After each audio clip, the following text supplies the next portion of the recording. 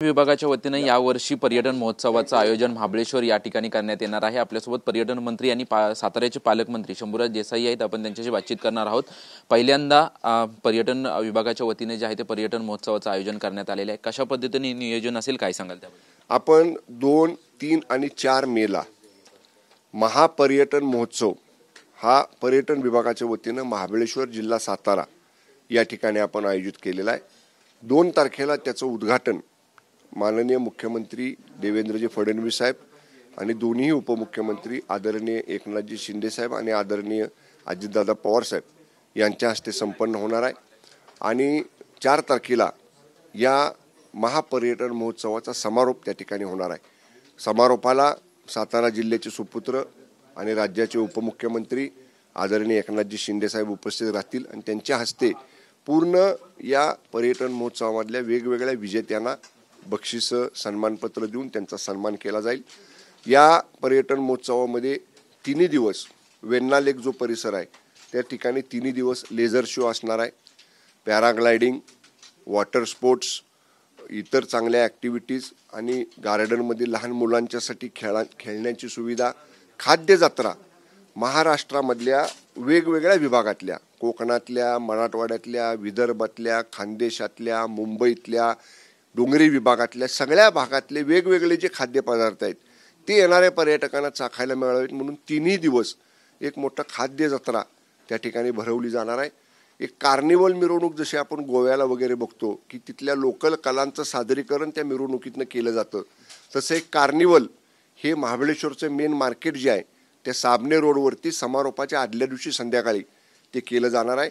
समारोपाच्या दिवशी मराठी कलाकारांचा एक महाराष्ट्राच्या लोकधारेचं सादरीकरण त्या ठिकाणी केलं जाईल आणि त्याच्यापूर्वी महाबळेश्वरमध्ये एक मोठा ड्रोन शो आपण त्या ठिकाणी आयोजित केलेला आहे। राज्याच्या बाहेरच्या टूर ट्रॅव्हल गाईड्सना, हॉस्पिटॅलिटी एजंट्सवाल्यांना किंवा जे पर्यटन सहली आयोजित करतात अशा लोकांना त्यांचं सेमिनारसुद्धा त्यांचं चर्चासत्र आपण त्या ठिकाणी एक दिवस आयोजित करतो की जेणेकरून फोर्ट टुरिझम आहे आपल्या महाराष्ट्रामध्ये, त्या फोर्ट टुरिझमची माहिती महाराष्ट्राच्या बाहेरच्या आणि देशाच्या सुद्धा बाहेरच्या लोकांना मिळावी अशा पद्धतीनं महाराष्ट्राचं पर्यटन जागतिक नकाशावर यावं या दृष्टीनेचा एक प्रयत्न, पहिला प्रयत्न हा 2 ते 4 मे या कालावधीत महापर्यटन महोत्सवामध्ये आपण करणार आहे। महाबळेश्वरलाच का पर्यटन महोत्सव आयोजित करण्यात आलेला आहे? कारण की कोकणमध्ये देखील चांगलं पर्यटन आहे, त्या ठिकाणी का नाही महाबळेश्वरचाच का विचार करण्यात आला त्याबद्दल काय सांगा? महाबळेश्वरला निसर्ग सौंदर्य खूप आहे आणि पर्यटन स्थळीच पर्यटन महोत्सव आपण आयोजित करत असतो।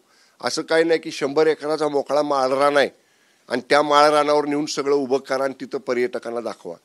जे नॅचरल आहे, जे नैसर्गिक आहे, आता मी मगाशी आपल्याला पत्रकार परिषदेत सांगितलं आमच्याकडचं असणारं विल्सन पॉईंट सर्वात उच्च पॉईंट आहे जिथनं आपल्याला सूर्योदय बघायला मिळतो।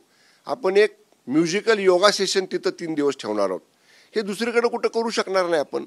आता बॉम्बे पॉईंट जो आहे महाबळेश्वरचा तिथनं प्रचंड अत्यंत चांगला सूर्यास्त दिसतो प्रतापगडाच्या बॅकग्राऊंडवर, हे दुसरीकडे कुठं बघायला मिळणार नाही।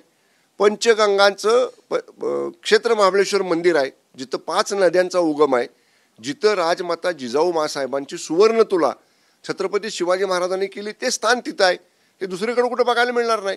म्हणून निसर्गाचं खूप महत्त्व महाबळेश्वरला असल्यामुळं पहिल्यांदा आपण तिथं ह्या वर्षीचा घेतला। असे महोत्सव आपण दरवर्षी करणार आहोत महाराष्ट्रातल्या वेगवेगळ्या विभागात, इथून पुढच्या काळात सुद्धा असे महोत्सव होतील। लोकांना येण्यासाठी काय आव्हान कराल?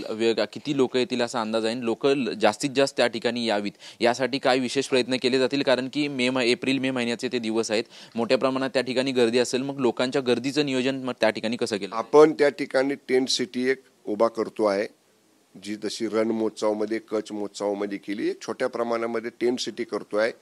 आपल्याला ब्रेड अँड ब्रेकफास्ट म्हणजे माझ्या MTDC मार्फत काही घरांच्या मध्ये समजा 4 रूम आहेत तर त्यातल्या 2 खोल्या त्या घरमालकांनी पर्यटकांच्या राहण्यासाठी त्याच घरातलं जेवण त्यांना देण्यासाठी अशी ब्रेड अँड ब्रेकफास्टची सुद्धा अनेक ठिकाणी आपण परवानग्या दिलेल्या आहेत। अशा वेगवेगळ्या प्रकारे स्थानिक समित्या आम्ही तयार करतोय, त्या समित्यांच्या माध्यमातून सुद्धा आपण त्या ठिकाणी अशा पद्धतीच्या सुविधा करण्याचा प्रयत्न करतोय। महाबळेश्वर आहे, पाचगणी आहे, अशा 2-3 ठिकाणी राहण्याची सुद्धा सुविधा आहे आणि लवकरच म्हणजे आज कालच आमचं लोगो म्हणजे बौद्ध चिन्हाचं अनावरण झालं. आता लवकरच आम्ही पब्लिसिटी, जाहिराती, ब्रॉशर्स हे सगळं राज्यामध्ये आणि राज्याच्या बाहेर सुद्धा इतर राज्यांमध्ये देण्याचं नियोजन आजच दुपारी नियोजनाची त्याची पहिली बैठक माझी आहे. एक शेवटचा प्रश्न राजकीय प्रश्न आहे. वक्फ बिल जे आहे त्या संसदेत सादर होणार आहे, परंतु संजय राऊतांनी अगोदरच ट्विट केलेलं आहे. ते म्हणतात वक्फ बोर्डाचा आणि या हिंदुत्वाचा काहीही संबंध नाही आणि देवेंद्रजी आम्हाला भूमिका मांडायला सांगू नका, अशा प्रकारचे ट्विट जे आहे ते राऊत यांनी केले. मी त्याच्यासाठीच संजय राऊतांना म्हणतोय, वंदनीय हिंदू हृदय सम्राट शिवसेना प्रमुख स्वर्गीय बाळासाहेब ठाकरे साहेबांचं हिंदुत्व आठवा. एखाद्या समाजाची अशा संस्थेचा आधार घेऊन देशामध्ये विसंवाद निर्माण करण्याचे जे लोक प्रयत्न करत होते, असल्या लोकांना वंदनीय बाळासाहेब ठाकरे साहेबांनी कधीच जवळ केलं नाही. उलट देशप्रेमी, राष्ट्रप्रेमी जो मुस्लिम होता, जो सतत देशाचा अभिमान बाळगत होता, अशा शाबीरबाई शेख सारख्या माणसाला सुद्धा वंदनीय बाळासाहेब ठाकरे साहेबांनी मंत्री करून आपल्या शेजारच्या दुसऱ्या तिसऱ्या क्रमांकाच्या खुर्चीवर बसायचं स्थान दिलेलं होतं. हे बाळासाहेब ठाकरे साहेबांचे हिंदुत्व आहे. त्यामुळं जो मुस्लिम कुठल्या तरी संस्थेचा आधार घेतो, कुठल्या तरी बोर्डाचा आधार घेतो आणि विसंवाद निर्माण करतो, जाती जातीमध्ये तेढ निर्माण करतो, दंगे भडकवण्याचा त्याच्या मागे राहून प्रयत्न करतो, अशांच्या बरोबर बाळासाहेब ठाकरे साहेब कधीच नव्हते. धन्यवाद आमच्याशी बातचीत केल्याबद्दल. कॅमेरामन नरसिंग सह निवृत्ती बाबर, TV9 मराठी, मुंबई.